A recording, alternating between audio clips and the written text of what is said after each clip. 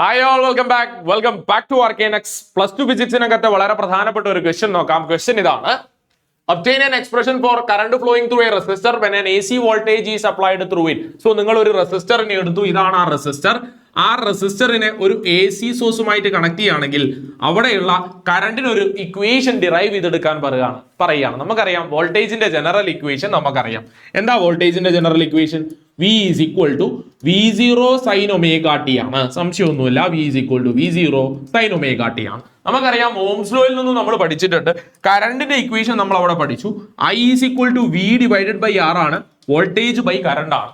So നിങ്ങൾക്ക് current ആണ് കണ്ടുപിടിക്കേണ്ടത്. കറണ്ടിന്റെ ജനറൽ ഇക്വേഷൻ ആണ് ഡിറൈവ് ചെയ്തെടുക്കേണ്ടത്. സോ കറണ്ടിന്റെ ഇക്വേഷൻ കൊടുത്തു, I is equal to V divided by R ആണ്. V എന്ന് പറഞ്ഞാൽ ആരാ? V എന്ന് പറഞ്ഞു കഴിഞ്ഞാൽ ഈ V0 sin omega t ആണ്. സോ അയാളെ സബ്സ്റ്റിറ്റ്യൂട്ട് ചെയ്തു.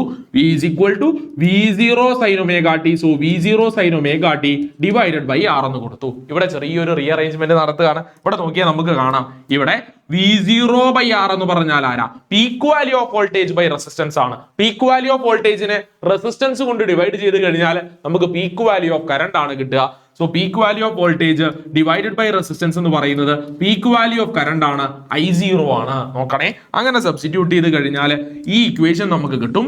I is equal to V0 by R നെ I0 എന്ന് റെപ്രസെന്റ് ചെയ്തു.